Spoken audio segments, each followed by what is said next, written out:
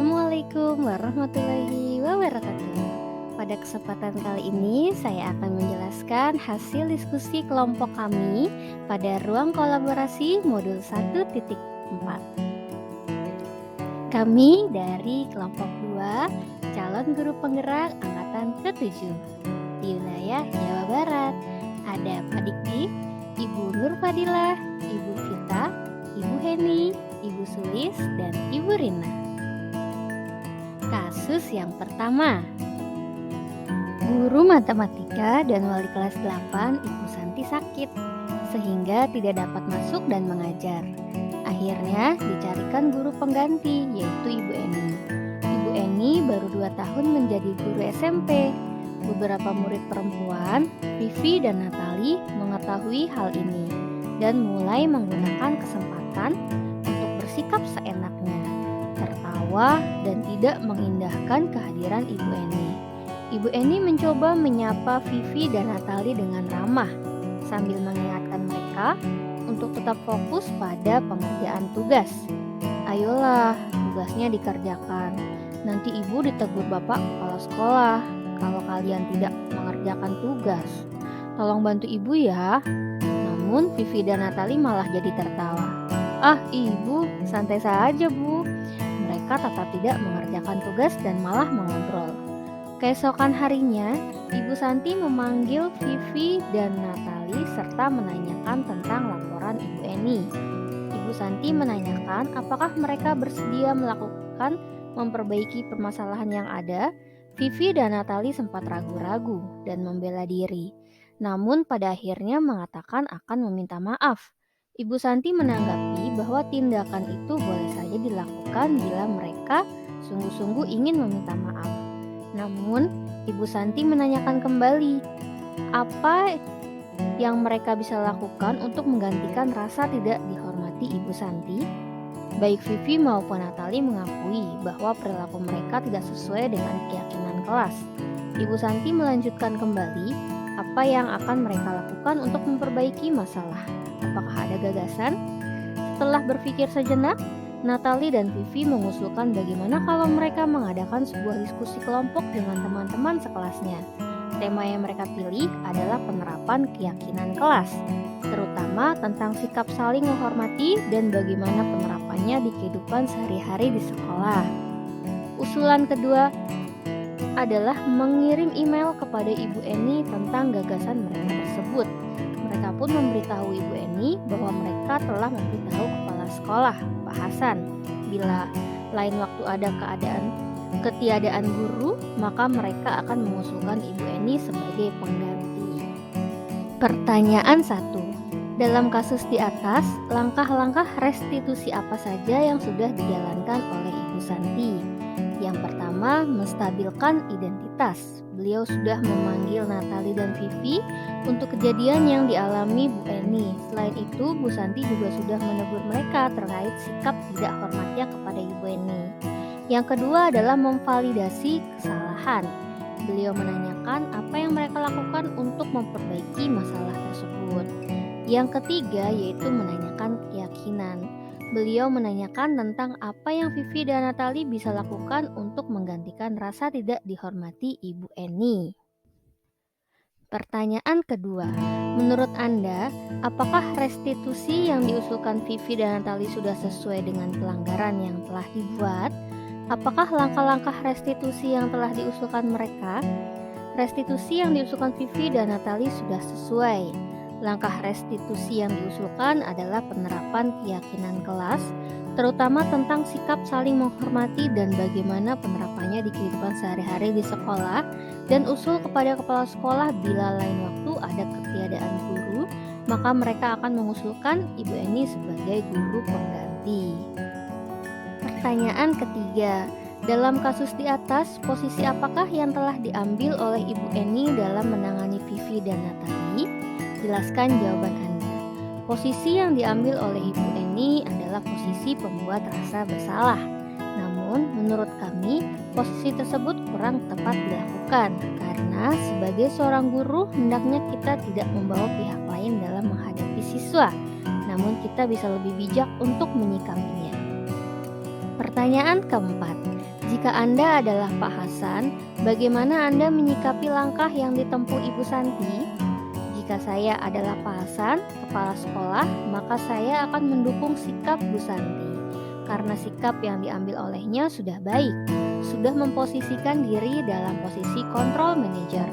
Dengan memanggil anak dan mengkonfirmasi peristiwa yang terjadi, juga mengajak mereka untuk berusaha memperbaiki masalah dan meminta Bu Santi untuk mendampingi kelas dalam meninjau kembali keyakinan kelas. Dan jika di kemudian hari terjadi kembali ketiadaan guru, akan mempersilahkan Bu Eni untuk masuk kelas agar mereka berdua diberi kesempatan untuk memperbaiki kesalahan yang telah lalu dan membuktikan bahwa mereka sudah belajar menjadi jauh lebih baik dari sebelumnya. Kasus yang kedua. Sabrina hari itu bangun terlambat dan terburu-buru sampai di sekolah. Dia pun akhirnya sampai di gerbang sekolah, tapi baru menyadari kalau tidak menggunakan sepatu hitam seperti tertera di peraturan sekolah. Di depan pintu kelas, Bapak Lukman memperhatikan sepatu Sabrina yang berwarna coklat. Sabrina berusaha menjelaskan bahwa dia terburu-buru dan salah mengenakan sepatu. Pak Lukman menanyakan Sabrina, apa peraturan sekolah tentang seragam warna sepatu? Sabrina menjawab sudah mengetahui sepatu harus berwarna hitam, namun terburu-buru dan salah mengenakan sepatu.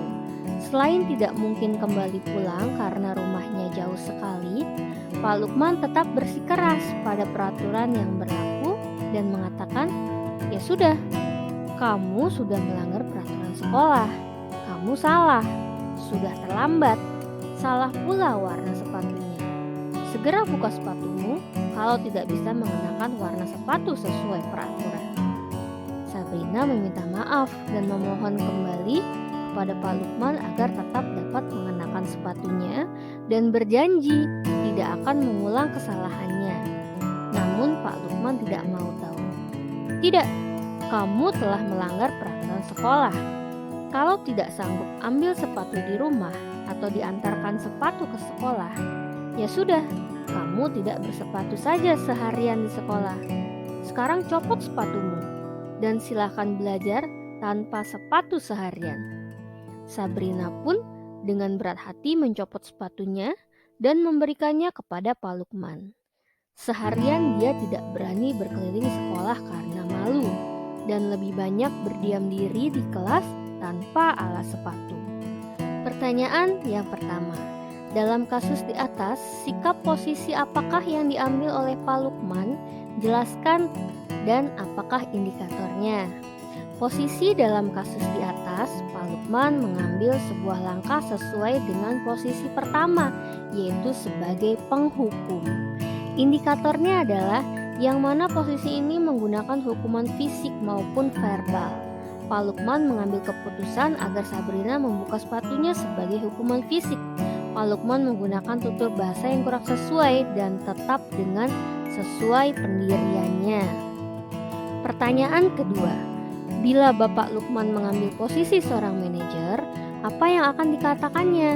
Pertanyaan-pertanyaan seperti apakah yang akan diajukan ke Sabrina? Jelaskan. Posisi kontrol sebagai manajer, maka guru mengerjakan sesuatu bersama-sama dengan siswanya, memotivasi siswa untuk mempertanggungjawabkan segala perilakunya, mendukung siswa untuk menemukan solusi dari permasalahan yang dihadapi oleh siswa tersebut. Contoh pertanyaan yang bisa diajukan apabila Pak Lukman memposisikan diri sebagai manajer. Apa yang menyebabkan kamu terlambat? Datang ke sekolah dan memakai sepatu yang tidak sesuai dengan peraturan sekolah. Apakah kamu sudah mengetahui peraturan sekolah yang ada di sini? Tindakan apa saja yang akan kamu lakukan agar hal ini tidak kembali terulang? Pertanyaan ketiga, kira-kira bila Anda adalah kepala sekolah di sekolah tersebut, nilai kebajikan apa yang ingin dituju oleh peraturan harus berwarna hitam? Peraturan sepatu berwarna hitam adalah untuk asas keseragaman atau kesetaraan, bisa juga toleransi dan sederhana. Dengan sepatu berwarna hitam, Anak-anak diajarkan bahwa mereka dalam payung sekolah yang sama berada dalam status yang sama pula, yaitu sebagai murid, hingga tidak ada yang dibeda-bedakan sebagai seorang individu maupun secara status sosial. Juga karena agar anak fokus kepada proses belajar mereka, tidak fokus kepada fashion ketika berangkat sekolah. Walaupun jika memang harus dijadikan peraturan sekolah, menurut saya boleh saja warna hitam, tapi harus semua anak dapat membelinya. Artinya, masalah merek, model tidak perlu diseragamkan, dan diajarkan pula tentang kesederhanaan. Bagaimana Anda menyikapi langkah yang diambil Pak Lukman mengenai kasus tersebut? Yang sudah terjadi biarlah. Kemudian mengajak Pak Lukman untuk duduk berdiskusi tentang nilai-nilai yang ditanamkan di sekolah. Keyakinan baik apa yang diharapkan tumbuh di lingkungan sekolah. Berdiskusi juga tentang peran guru dalam lingkungan pendidikan sekolah. Bagaimana kebijakan-kebijakan yang diambil jika anak melanggar peraturan dan dampak positif serta negatif apa yang timbul atas kebijakan yang kita ambil. Kemudian, jika Pak Lukman akhirnya tercerahkan oleh tindakannya bahwa tindakan tersebut kurang tepat, maka akan kita kuatkan bagaimana seharusnya peran seorang guru dimainkan dalam mendidik untuk mewujudkan visi misi sekolah. Kasus yang ketiga. Ibu Dani sedang menjelaskan pelajaran bahasa Inggris di papan tulis. Namun, beliau memperhatikan bahwa Fajar malah tidur-tiduran dan tampak acuh tak acuh pada pelajarannya. Fajar, coba jawab pertanyaan nomor 3. Maju ke depan dan kerjakan di papan tulis. Fajar pun tampak malas-malasan maju ke depan. Dan sesampai di depan papan tulis pun, Fajar hanya diam terpaku. Sambil memegang buku bahasa Inggrisnya dan memainkan spidol di tangannya. Ayo Fajar, makanya jangan tidur-tiduran. Lain kali perhatikan. Sudah sana, duduk kembali. Kira-kira siapa yang bisa? Fajar pun kembali duduk di bangkunya. Hal seperti ini sudah seringkali terjadi pada Fajar. Seperti tidak memperhatikan, acuh tak acuh, dan nilai-nilainya pun tidak terlalu baik untuk pelajaran bahasa Inggris. Pada saat ditegur oleh Ibu Dani, Fajar hanya menjawab, "Tidak tahu, Bu." Ibu Dani pun menjawab lirih, "Gimana kamu, Fajar? Kamu tidak kasihan sama ibu ya? Ibu sudah capek-capek mengajarkan kamu. Tidak kasihan sama ibu?" Dan Fajar pun diam membisu. Pertanyaan pertama, posisi kontrol apa yang diambil oleh Ibu Dani dalam pendekatannya kepada Fajar? Yaitu posisi pembuat merasa bersalah dan pemantau. Menyusun kata-kata yang mampu membuat orang lain merasa tidak nyaman, merasa bersalah atau bahkan rendah diri. Memantau, mengawasi, dan bertanggung jawab atas perilaku. Pertanyaan kedua, membaca sikap Fajar, kira-kira kebutuhan apa yang diperlukan oleh Fajar? Kebutuhan kasih sayang dan kesenangan. Maksudnya adalah kebutuhan kasih sayang. Bisa jadi Fajar merasa kurang diperhatikan karena ia tidak bisa mengikuti pelajaran bahasa Inggris, sehingga ia ingin mencari perhatian Bu Dani agar lebih dibimbing, dimengerti, dan disadarkan. Sedangkan kebutuhan kesenangan yang Fajar butuhkan adalah bisa jadi dalam penyampaian materi oleh Bu Dani hanya monoton, yaitu teacher center, sehingga kurang menyenangkan. Mungkin Ibu Dani bisa menggunakan metode yang bervariasi agar pembelajarannya lebih fun dan easy. Pertanyaan ketiga, bila mana Ibu Dani mengambil posisi pemantau, apa yang akan dilakukan atau dikatakan olehnya? Pertanyaan-pertanyaan seperti apa yang akan diajukan? Jelaskan. 1. Mengapa kamu tidak tertarik pelajaran bahasa Inggris? 2. Apakah kamu tahu akibatnya jika acuh tak acuh ketika guru sedang mengajar? Ketiga, apa yang terjadi jika nilai yang kamu dapatkan tidak terlalu baik untuk nilai bahasa Inggris? Yang keempat, apa yang kamu kehendaki atau butuhkan ketika mengikuti pelajaran bahasa Inggris? Tindak lanjut. Apabila Anda adalah kepala sekolah di sekolah Fajar dan mengetahui hal ini, bagaimana tindak lanjut Anda? Yang pertama, melakukan pendekatan persuasif dan intensif. Yang kedua, mencari solusi terbaik.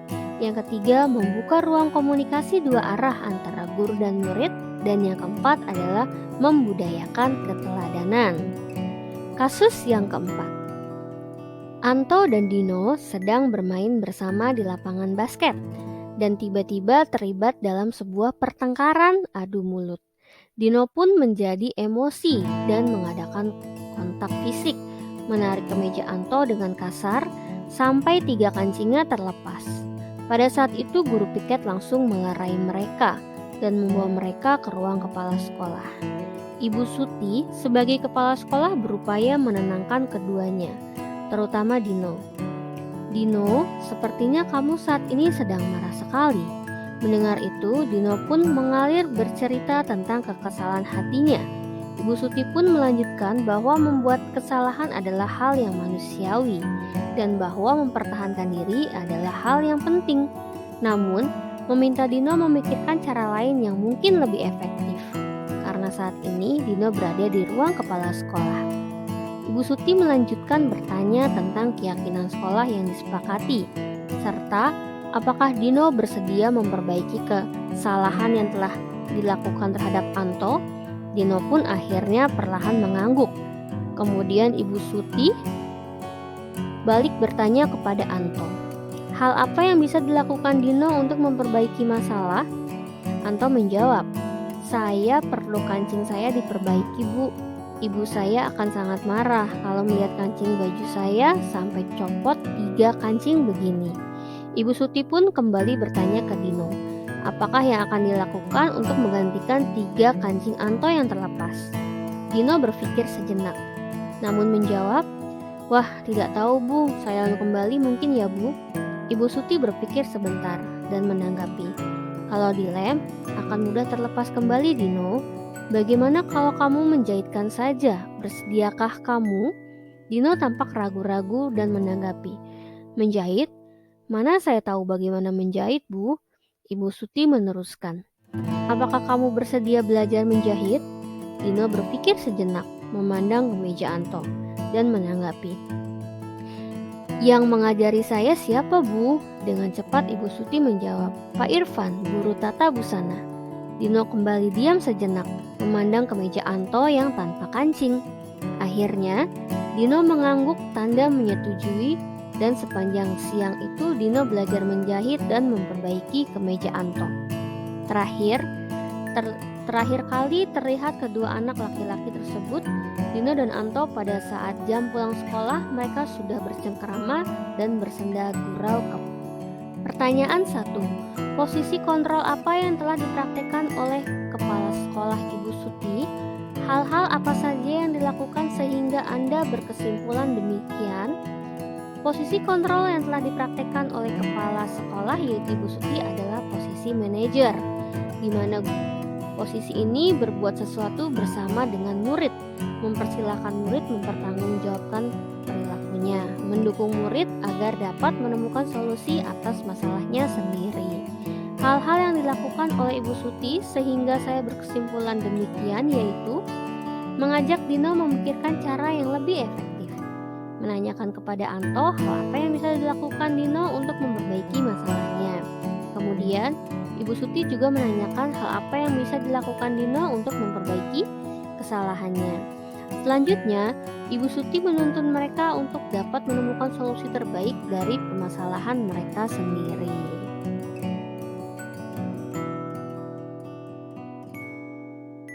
Pertanyaan ketiga, kira-kira nilai kebajikan keyakinan sekolah apa yang dituju dalam kasus tersebut? Jelaskan. Nilai kebajikan yang dituju dalam kasus tersebut yaitu yang pertama, bertanggung jawab. Penguatan keyakinan sekolah kepada Dino yang dilakukan oleh Ibu Suti dengan menanyakan hal apa yang dilakukan Dino untuk memperbaiki masalahnya akan memperkuat keyakinan Dino untuk bertanggung jawab dengan apa yang ia perbuat. Kreatif. Penggunaan keyakinan dengan bertanya apa yang akan dilakukan untuk memperbaiki kancing Anto maka Dino akan berpikir kreatif bagaimana cara untuk memasang kancingnya. Yang ketiga, kemauan belajar. Penguatan keyakinan dengan pertanyaan bagaimana kalau kamu menjahitnya, maka memunculkan rasa ingin belajar. Meskipun awalnya ia merasa tidak bisa, namun karena Bu Suti mengarahkan untuk belajar dengan Pak Irfan, guru tata busana, maka akan ada proses belajar di dalamnya dan akan menambah keterampilan untuk Dino. Yang keempat, kejujuran dengan menstabilkan identitas kejadian dan bertanya, Dino, sepertinya kamu sedang marah sekali, sehingga Dino pun secara jujur menceritakan kejadian permasalahannya. Yang kelima, kontrol diri. Bu Suti meminta Dino untuk memikirkan cara lain yang mungkin lebih efektif dalam menghadapi masalah itu. Dapat membuat Dino mengurangi emosinya dan mengontrol diri. Pemaaf, Bu Suti berbalik bertanya kepada Anto tentang hal apa yang bisa Dino lakukan untuk memperbaiki kesalahannya. Dalam hal ini diharapkan secara tulus nantinya Anto akan memaafkan Dino. Kesimpulan, kebutuhan dasar adalah hak setiap manusia. Ini adalah karunia Allah Subhanahu wa Ta'ala yang harus dihormati dan dijaga agar semua bisa berjalan seimbang, serasi, dan selaras. Hal ini bermula dari lingkungan yang paling dekat dan diyakini mampu menciptakan budaya positif dengan bersama tergerak, bergerak, dan menggerakkan agar tercipta kesadaran bersama untuk stabilitas karakter baik yang diharapkan. Restitusi dinilai sebagai cara yang tepat dalam menata jalannya proses pendidikan karakter di sekolah. Semua elemen di lingkungan sekolah berusaha membangun keserasian gerak dan langkah dalam menciptakan harmonisasi menuju pendidikan yang mandiri, merdeka, dan bahagia. Thank you, terima kasih. Semoga bermanfaat untuk kalian yang menonton. Assalamualaikum warahmatullahi wabarakatuh. Salam guru penggerak.